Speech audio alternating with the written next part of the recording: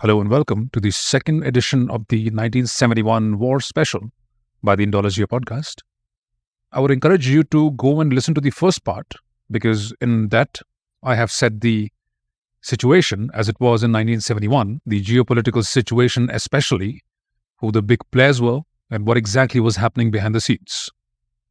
In this second episode, we are going to discuss the actual action. What exactly happened, how the fighting was like, and who was supporting who. And one of the biggest reasons why the Pakistani army was able to fight so long was the support of the Americans. Because the Pakistanis were relying on the US for weaponry and equipment, everything from ammunition and the spare parts that kept the armed forces operating to even major items like tanks and massive C-130 transport airplanes that were used to shuttle soldiers from West Pakistan to East Pakistan. The Nixon administration made no move against Pakistan's use of US weaponry. Instead, the State Department tried to avoid any headlines about the US small arms and aircrafts that were used by the Pakistanis to kill their own civilians in East Pakistan. Pakistani General Yahya Khan's only hope to win the war was with outside help from China and the United States. Pakistani General Niazi confirmed that he was told by his superiors to expect help from yellows from the north and whites from the south. That is, the Chinese and the Americans. Although how exactly is America south of Pakistan is, that is the Pakistani education system for you. Even before the war started, American National Security Advisor Henry Kissinger was informed by senior US officials about Pakistan's use of C-130 planes to reinforce its troops in East Pakistan.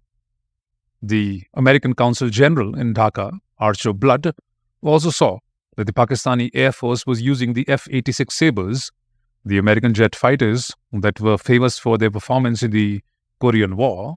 Daily sorties were being flown by a F-86 squadron of the Pakistani Air Force at Dhaka's heavily fortified airfield, and they were seen taking off from Dhaka to crush Bengali resistance in a nearby town.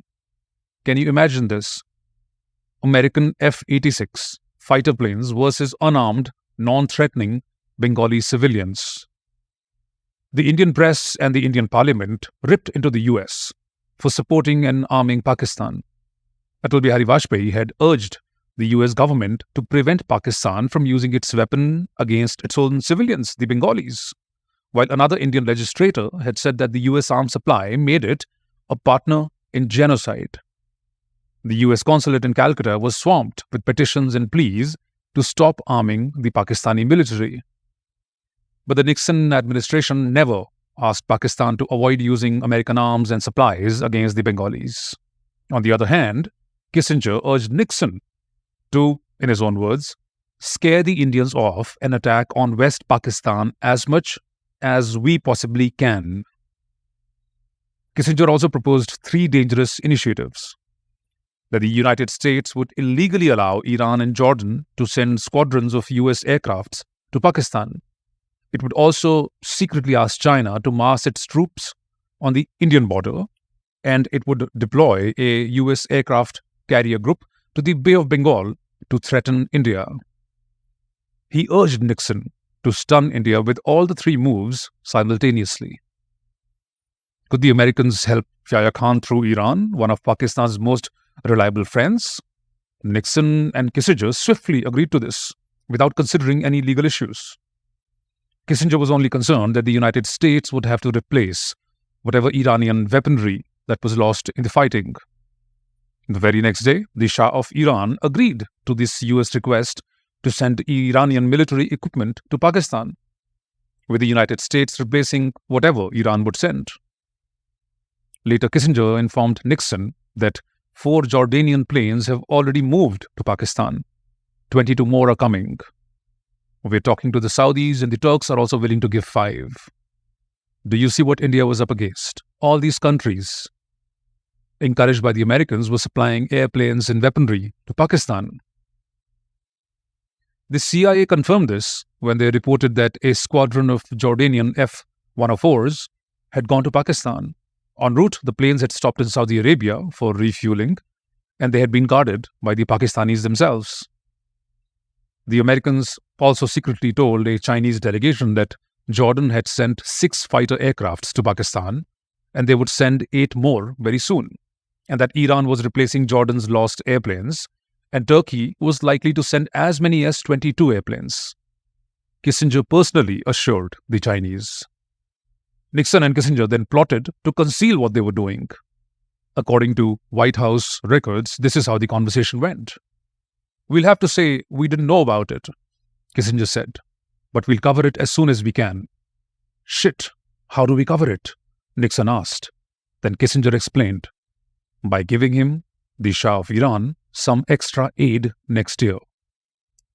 Kissinger also said that if this leaks, then we can have it denied. When Kissinger doubted that the Jordanians could move squadrons of planes without reporters finding out, Nixon said that they'll just pretend that the Jordanians had acted on their own. But still, Nixon and Kissinger were very worried about getting caught. The president especially was worried that the whole damn thing will get out in the papers, in his own words. To be safe, Kissinger told Pakistan's ambassador to stop all cable traffic with respect to help on ammunition and so forth. "We are doing what we can and we will send a coded message. It is getting too dangerous for you to send it." But of course, the Pakistanis, kept demanding more and more. So Kissinger again cautioned him that we are working very actively on getting military equipment to you. But for God's sake, don't say anything to anybody. Later, Kissinger grew so nervous about this whole illegal operation that he had Alexander Haig, his deputy, gather evidence to fix all the blame on Nixon, if ever needed. But the truth could not be hidden, because after Pakistani jets bombed an Indian village in Punjab, the survivors found bombs with US markings on them. Senator Edward Kennedy's office calculated that 80% of Pakistan's military equipment was from the United States. Kennedy produced a bombshell for the White House. The Nixon administration had publicly declared that arms shipment to Pakistan had ended, and specifically promised that nothing had moved from the Pentagon stocks, not at all. But Kennedy had congressional investigators check up on whether US weaponry was still getting to Pakistan. And they found out that more than $2 million worth of equipment had been released from the Pentagon's own depots. The worst offender was the US Air Force, which kept on supplying more than $2.4 million worth of spares to the Pakistani Air Force until July, 70% of which were lethal. Similarly, the US Navy and the US Army had also been releasing lethal spare parts to Pakistan. Harold Saunders and Samuel Hoskinson, Kissinger's own aides, they were sure that this was not by accident. They wrote to Kissinger that at least half of the $3.8 million shipped to Pakistan should never have been released under the ground rules which we imposed on ourselves and made public. And the Indians?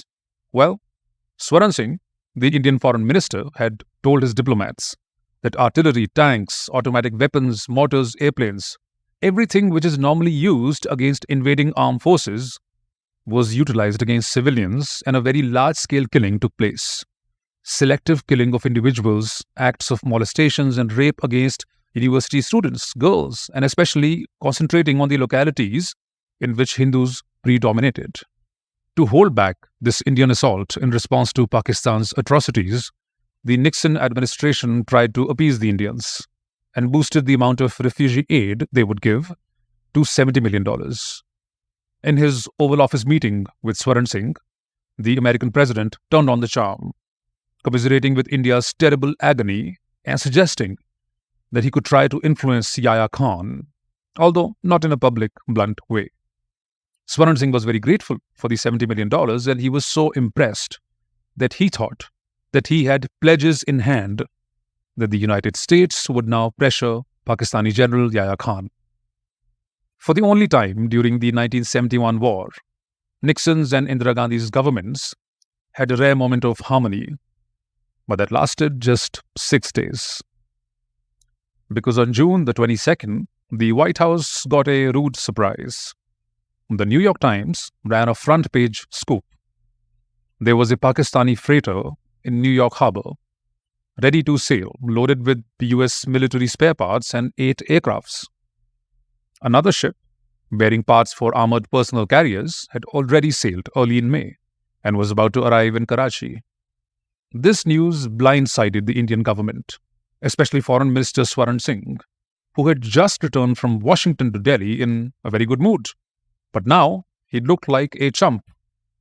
The Indian Foreign Ministry was convinced that this was a policy approved at the highest levels of the American administration. Humiliated, Swaran Singh had to go and answer to both the houses of the enraged Indian Parliament.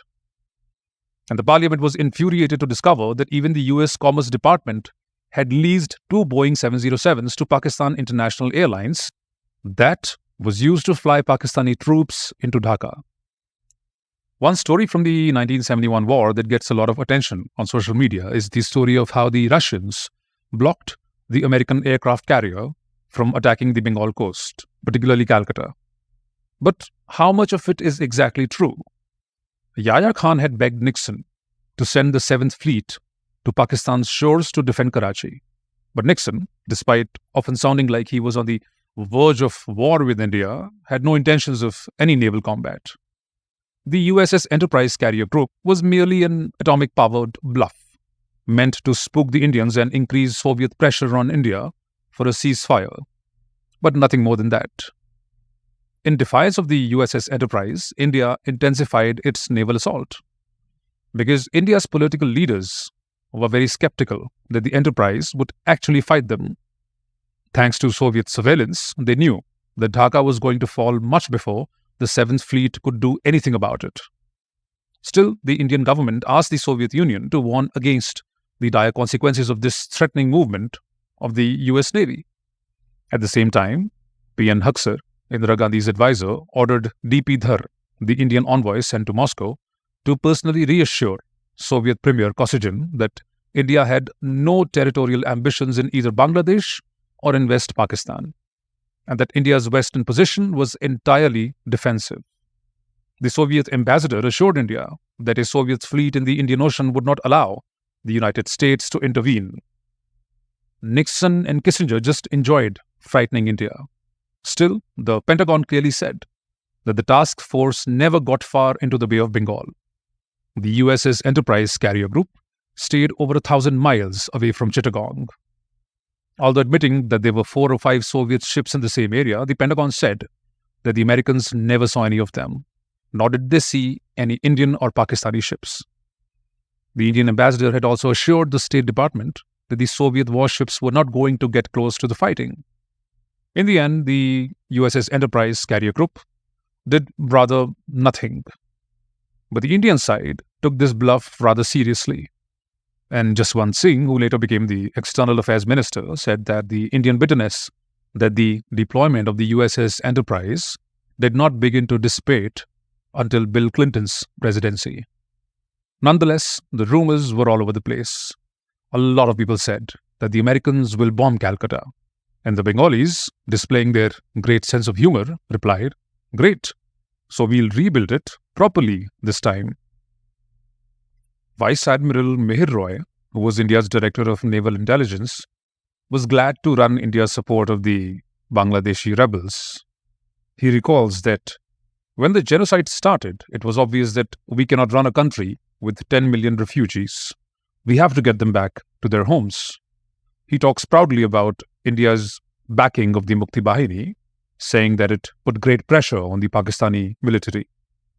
Roy wanted to block East Pakistan's ports so that the Pakistani army would only be able to reinforce itself by air from West Pakistan. He says, "So we formed the Frogmen. I said I wanted volunteers, those whose sisters were raped, whose mothers had been killed." He quickly trained them in India, and most of them were well-educated university students. They were excellent swimmers and they knew the terrain.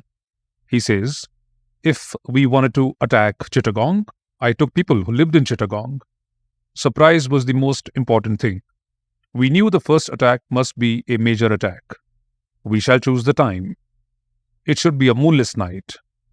We infiltrated people into these places." He says that he had some 200 frogmen striking all over East Pakistan.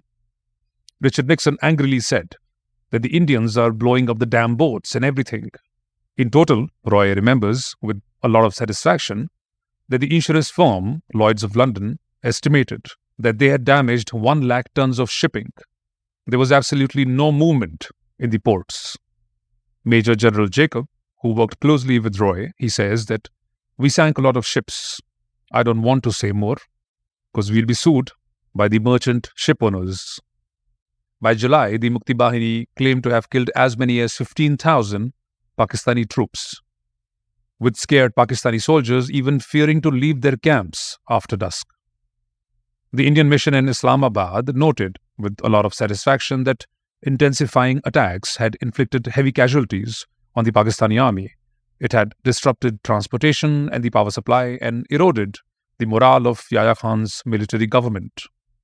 Yahya Khan himself, aiming to prove that everything in East Pakistan was normal, had decided to visit Dhaka in late July, but was forced to call off this trip because of the whole Mukti Bahini menace. While the Indians did all they could to support the Bengali struggle for freedom, even paying them salaries, early signs of Bangladeshi descent were evident even then. Even though they were being helped out of a terrible situation and they were getting paid, the Bangladeshis didn't like that, the fact that they were on the Indian Army's payroll.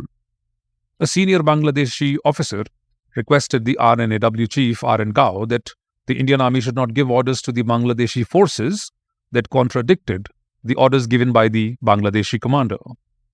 Ever since Indira Gandhi had first asked her generals for war plans, they had told her to wait for winter, when the Chinese army would be blocked off from any attack by the coming of the winter snows in the Himalayas. General Jacob says that his superior, General Sam Manekshaw, the chief of the army staff, was obsessed with the Chinese intervention. Vice Admiral Meher Roy, the director of India's naval intelligence, remembers, Manekshaw said, "Let's choose the season when there is no rain and there is snow on the Himalayas." When Yahya Khan attacked on December the 3rd, he obviously had in mind something like the Israeli Air Force's preemptive strikes on Egyptian airfields in the Six-Day War in 1967, to be followed by devastating advances on the Western Front. But he failed. India had dispersed and protected its air force in anticipation, and the Pakistani attack proved to be very harmless. The Indian Air Force, however, quickly established mastery of the eastern skies, pulverizing the Dhaka airfield into uselessness and wiping out most of the Pakistan's small collection of warplanes in the east. Indian warplanes flying in to bomb the airport were coming out of the sun to make themselves a harder target. The Pakistanis did not even see the death coming from the sky. With the air superiority, India's air force provided cover for its advancing troops below. This was predicted by Chuck Yeager, who was the test pilot famous for breaking the sound barrier. Yeager was serving as a US defense representative in Pakistan. He was a military supporter of Pakistan, and he loved lecturing their Air Force officer, and they all adored him over there in Pakistan. But he had predicted with uncanny accuracy that the Pakistani army would last only about 2 weeks in a war against India. And when the war finally came, India would get its own revenge by pounding Yeager's little airplane, which was then parked in Islamabad, into oblivion. Yeager would later cry that it was the Indian style of giving Uncle Sam the finger.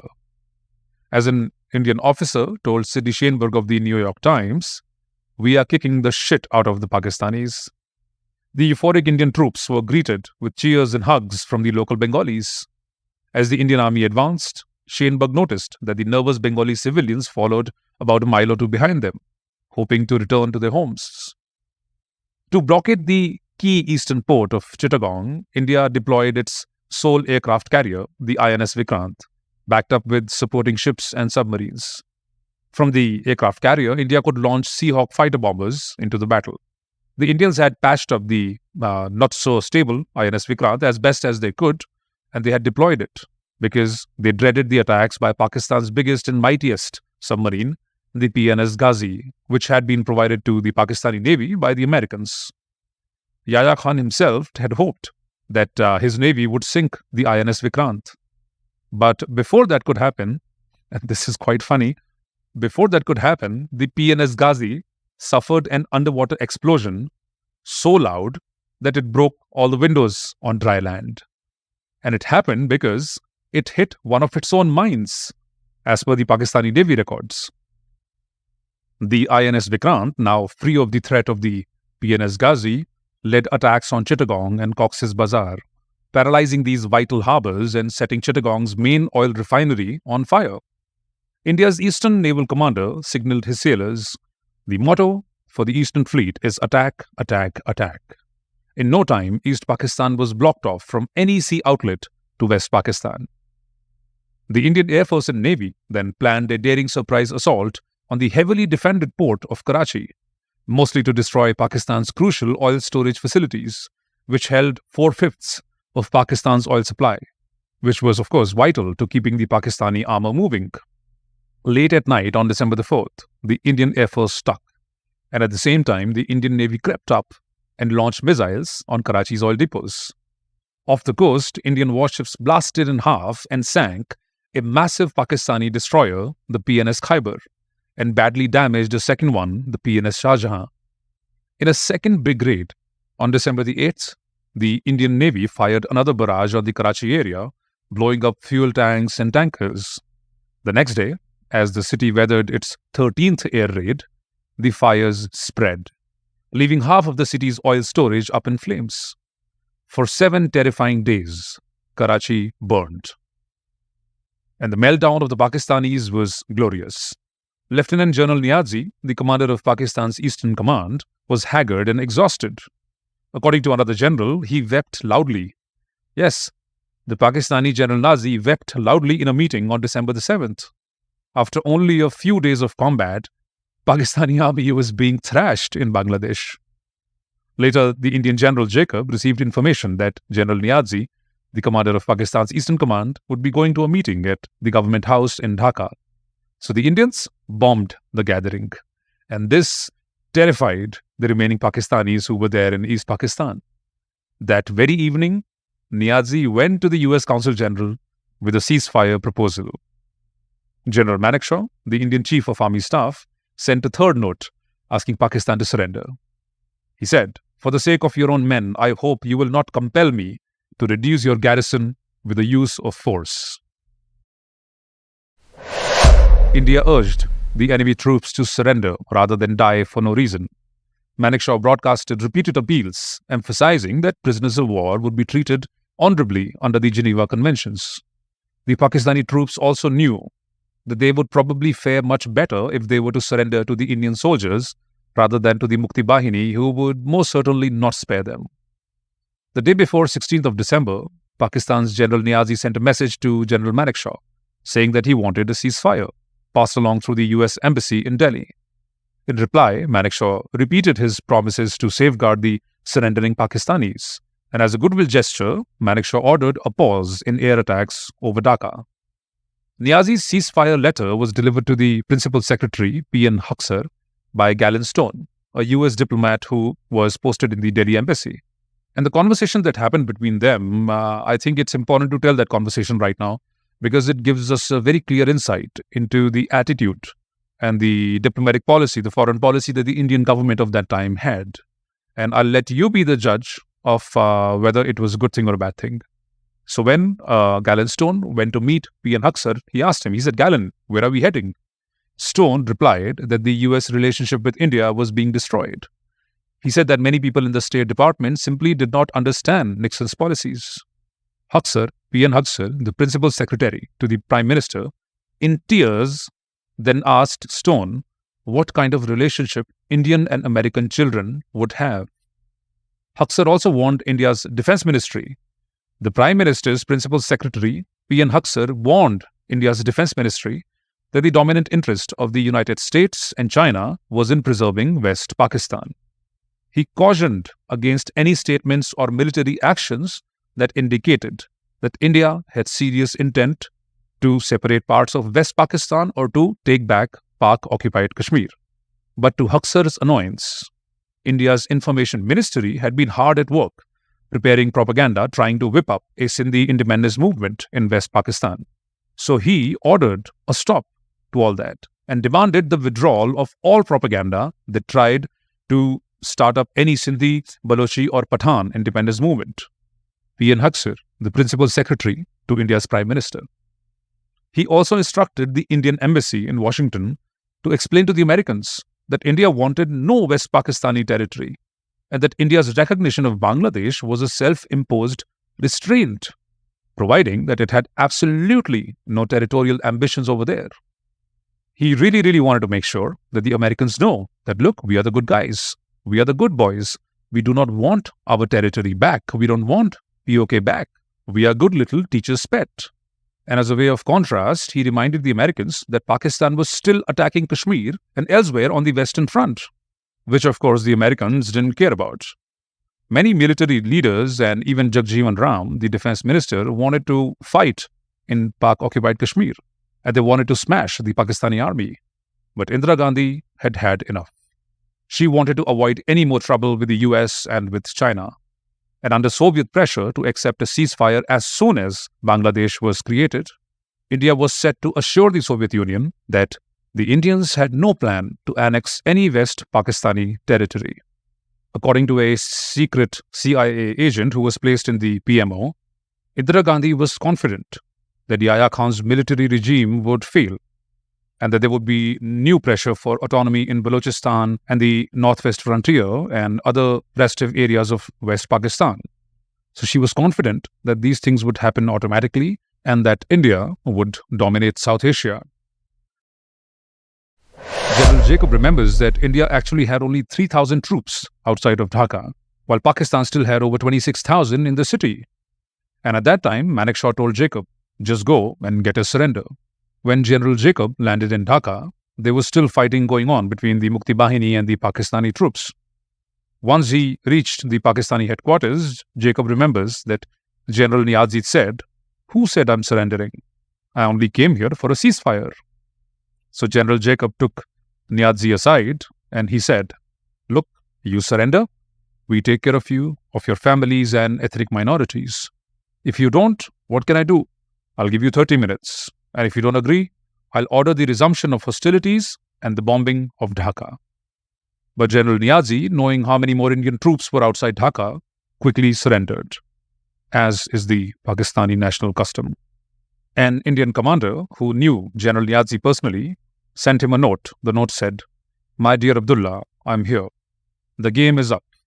I suggest you give yourself up to me and I will look after you." On the afternoon of December the 16th, General Niazi tearfully surrendered to General Arora at the Dhaka racecourse, surrounded by Hindu neighborhoods that had been destroyed by the Pakistani army. To preserve the Pakistanis' dignity, Jacob says, they set up a solemn ceremony at the racecourse. Niazi handed his pistol to Arora, and when Sidney Sheinberg, covering it for the New York Times, told Jacob that the surrender of a Pakistani general to a Jewish Indian general made one hell of a story, Jacob told him not to write it, because the Indian Army General Jacob wanted to preserve the dignity of the Pakistanis. Although he did savor the fact that 3 of the Indian generals fighting against Pakistan were a Parsi, a Sikh, and a Jew. General Arora was bound by India's promise of protection for the West Pakistanis and ethnic minorities. An Indian officer told Sidney Sheinberg that if we don't protect the Pakistanis and their collaborators, the Mukti Bahini will butcher them. Indian soldiers kept shepherding the Pakistanis off the roads at the fear of an attack. Arora even allowed thousands of Pakistani troops who had surrendered to keep their weapons for protection against the vengeful Bengalis. Manekshaw, as he later claimed, told the Prime Minister that a unilateral ceasefire in the West was the right thing to do, and P.N. Huxer agreed with him.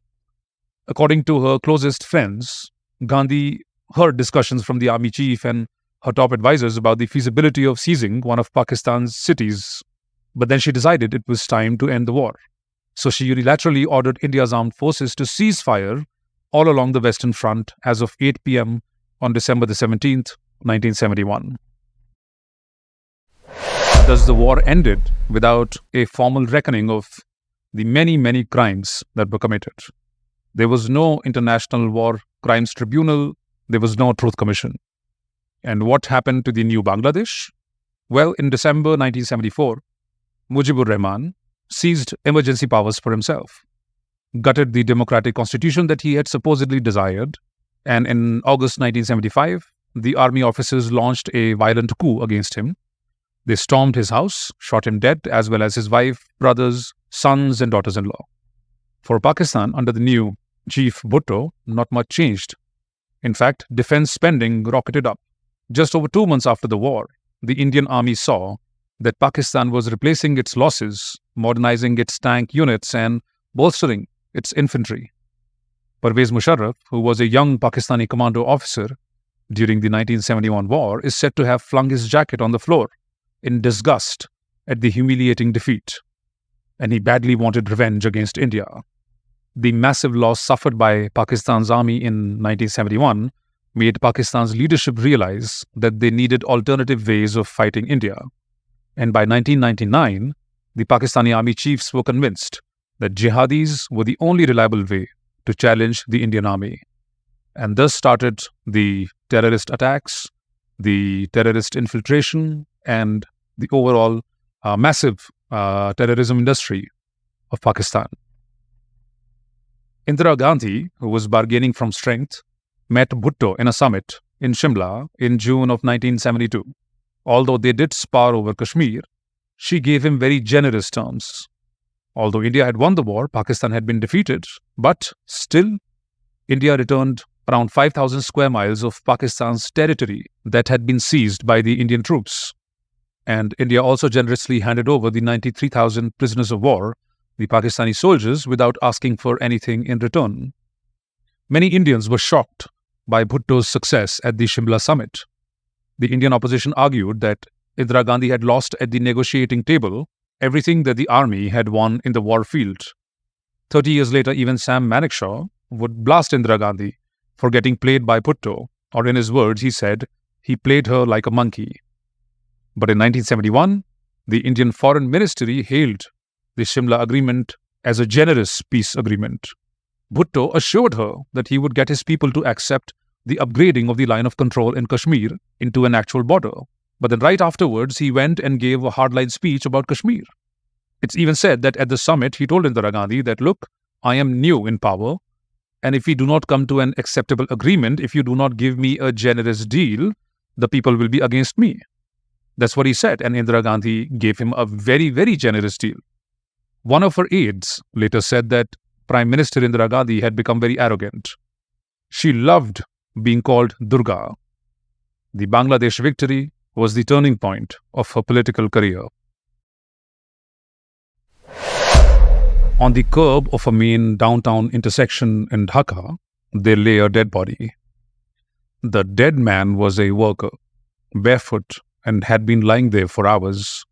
Nobody touched him. Nobody even dared to look at him. People simply stepped over his body. This was not out of callousness but fear. A US official in Dhaka noted that people have been getting shot by the Pakistani army just for moving the dead bodies, because the Pakistani army wanted as many people as possible to see the dead bodies. American Consul General in Dhaka, Archer Blood, sent a furious cable to Washington. It had the subject, Selective Genocide, and he wrote, "Here in Dhaka, we are mute and horrified witnesses to a reign of terror by the Pakistani military." Archer Blood warned of evidence that the military authorities were systematically eliminating political opponents by seeking them out of their homes and shooting them down. He recounted the killing of politicians, professors, and students. The streets were flooded with Hindus and others trying desperately to get out of Dhaka. Even American missionaries in old Dhaka reported that the Pakistani army would set houses on fire and then shoot people as they ran out. Exactly the same thing that they had done to Hindus during the 1947 partition. The American priests also thought that Hindus had been particular targets of the Pakistani military. Other Bengalis also witnessed the army going after Hindus with a vengeance. Some of the worst killing of civilians took place at Jagannath Hall, a Hindu dome. Scott Butcher, a junior political officer in the American consulate, said, "I saw bodies rotting in the fields. I saw a decomposing body left in a main street, left there as an example. There were large fires and the sound of shots in Hindu neighborhoods. The consulate emphasized how Hindus were being targeted. In a small, impoverished Hindu village in the countryside, the army had lined up people from their houses, killing close to 600. The people in the nearby villages heard the gunfire and fled. Govind Chandra Dev was an elderly philosophy professor at the Dhaka University and the author of several books. He was a Hindu. Early in the crackdown, he was dragged out of his home, hauled to a field in front of a Hindu dorm at the university, and shot dead. Scott Butcher of the American consulate said that there was no other reason that he was killed other than being a Hindu professor. There was clear targeting of Hindus. The same Ayers, a young development officer working with the International Development Team in Dhaka, remembers, "We were aware that the Hindu markets had been attacked. The villages that we visited were Hindu. We were also aware that Hindus specifically were being attacked. The army continues to check, lifting lungis, checking circumcision, and demanding recitation of Muslim prayers. Hindus either flee or they are shot." And Scott Butcher confirmed this. You heard stories of men having to pull down their lungis. If they were circumcised, they were let go. If they were not, they were killed. It was signaling out the Hindus for especially bad treatment, burning Hindu villages. It was a pogrom. Over and over, Archer Blood tried to alarm his superiors in Washington. From the outset, various members of the American community had witnessed either burning down of Hindu villages and Hindu enclaves in Dhaka and shooting of Hindus attempting to escape the violence. Archer Blood explained that the Pakistani military did not make distinctions between Indians and East Pakistani Hindus, treating them both as enemies. Such anti-Hindu sentiments were lingering and widespread. He and his staff tenaciously kept up their reporting of anti-Hindu atrocities, telling how the Pakistani army would move into a village, ask where the Hindus lived, and then kill the Hindus. Archer Blood and his team emphasized the moral obligation of the international community to condemn this genocide, but nobody did. On his own visit, Senator Edward Kennedy saw dead children all over the place.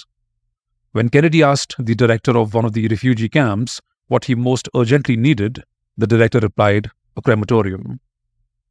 Even the White House staff, the State Department, and the US Embassy in Islamabad, all of them warned that Pakistan's incompetent and corrupt government was indifferent to the humanitarian crisis and was botching even the relief efforts. And what was the American reaction in Washington to all this? Kissinger once told Nixon himself that a stupid mistake that Yahya Khan made was to expel so many Hindus from East Pakistan, because it gave the Indians a great cause for war. In a drafted memorandum, Kissinger alerted Nixon to the difficulty of getting scared Hindu refugees to return to East Pakistan. Kissinger was repeatedly alerted about this genocide. His key aide, Harold Saunders, informed him about reports that the Pakistani army was deliberately seeking out Hindus and killing them, while a senior State Department official notified Kissinger that Pakistan's policy was getting rid of the Hindus. In a Situation Room meeting, another State Department official clearly told Kissinger that at least 80% of the refugees are Hindus. The CIA director doubted the prospects of refugees ever returning to East Pakistan, no matter what Yahya Khan said to them. He said that the way the Pakistanis have been beating up on the Hindus, the refugees would have to be convinced that they wouldn't be shot in the head. The Pakistani army, the CIA reported, seemed to have singled out Hindus as targets. Even the American ambassador to Pakistan, who was a Yahya Khan sympathizer, admitted that the Pakistani army had clearly been singling out Hindus for especially harsh treatment. He noted that there is an emotional anti-Hindu bias in the thinking of West Pakistanis. Eric Griffel, the top development officer posted in Dhaka, was asked by Kissinger why the army was driving out the Hindus. And Griffel replied that it was simply an opportunity to purify East Pakistan. Even Major Farman Ali Khan, the senior military man ruling East Pakistan, agreed with the assessment that some 80% of the Hindus had left East Pakistan.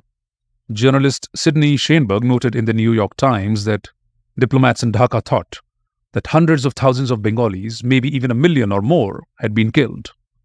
He remembers the Pakistani army's contempt for Bengalis.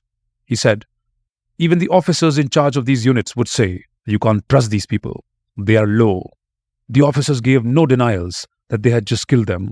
You'd see places where they had marked little wooden houses as Hindus. Survivors told the journalist that the Pakistani army would come through yelling, "Are there any Hindus here?" When they found out that there were some Hindus, they would kill them. Schoenberg concluded that it was a genocide, perhaps even a more clear case than Cambodia. In his New York Times report, he also mentioned that the Pakistani army had painted big yellow H on the Hindu shops that were still standing in the town. Terrified merchants had taken down signs in Bengali language and put up new ones in English because they did not know Urdu. Now, of course, it goes without saying that all these reports also reached the Indian government. And how did the Indian government react to this? Well, they hid the truth. Indira Gandhi and her government worked very hard to hide an ugly reality from its own people. That, by official reckoning, as many as 90% of the refugees were Hindus. India secretly recorded that by the middle of June, there were some 53,30,000 Hindu refugees, as against 4,43,000 Muslim refugees and 1,50,000 from other communities. Many Indian diplomats believed that the Hindus would be too afraid to ever go back to East Pakistan. The Indian government also believed that Pakistan, by driving out Hindus in their millions, hoped to reduce the number of Bengalis so that they were no longer in the majority in Pakistan, and to destroy the Awami League as a political force by getting rid of the Hindus, who, according to the Pakistani military, were supposed to have misled simple Bengali Muslims into demanding autonomy. So the Pakistani military very conveniently blamed it on the Hindu, which of course, according to them, were traitors. But the Indian government hid this stark fact from the Indians. Foreign Minister Swaran Singh candidly told a meeting of Indian diplomats in London that in India, we have tried to cover it up, but we have no hesitation in stating these figures to foreigners. Singh also instructed his staff to distort the reality for their own country. He said, "We should avoid making this into an Indo-Pakistan or Hindu-Muslim conflict. We should point out that there are Buddhists and Christians beside the Muslims among the refugees." As always, the doctrine of Nehruvian secularism prevailed, and our own people were not told the truth, that 90% of people who were prosecuted were Hindus. This was kept hidden from us. Of course, all in the name of some sort of a fictional communal harmony. The most decent decision of the Indian government was also its most costly one, because India never closed its borders to keep out the Bengali refugees. As Edward Kennedy said, the government of India, as it first saw the tide of human misery begin to flow across its borders, could have shut off its land and refused entry.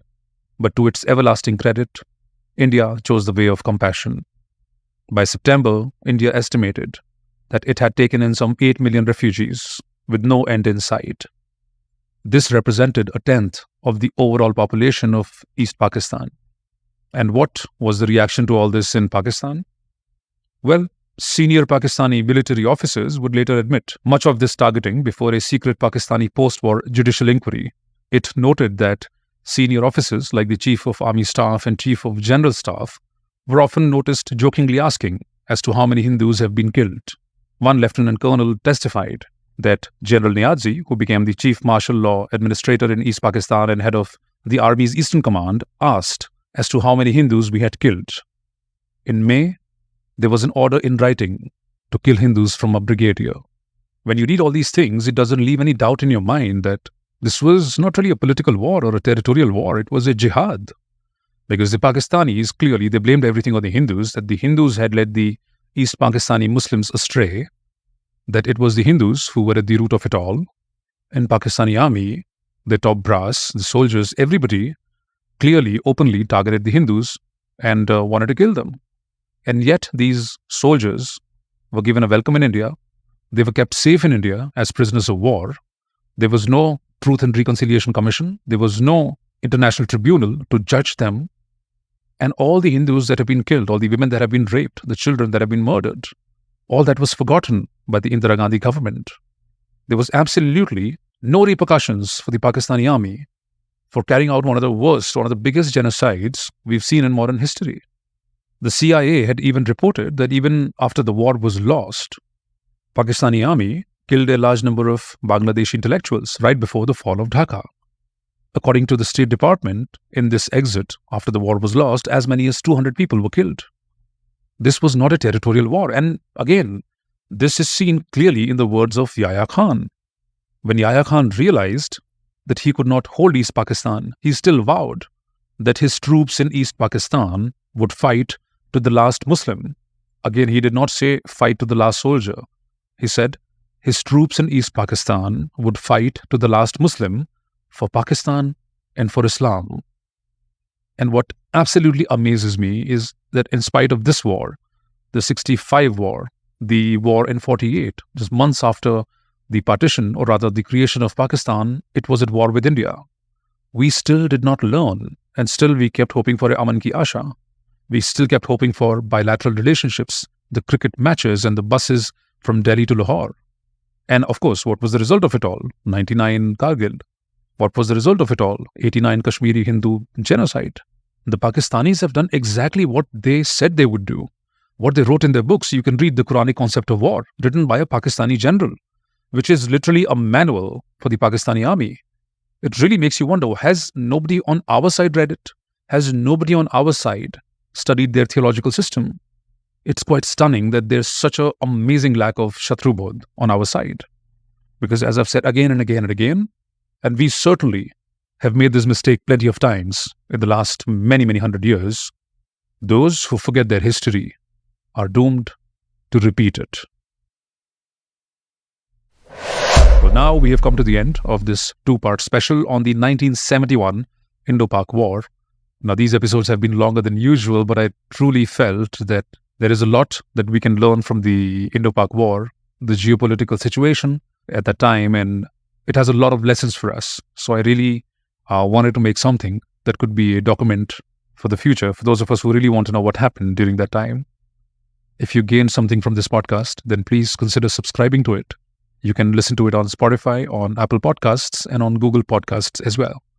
And you can also follow me on all these social media platforms, Instagram, Twitter, WhatsApp, and Telegram. The name is the same, Indologia, Indologia.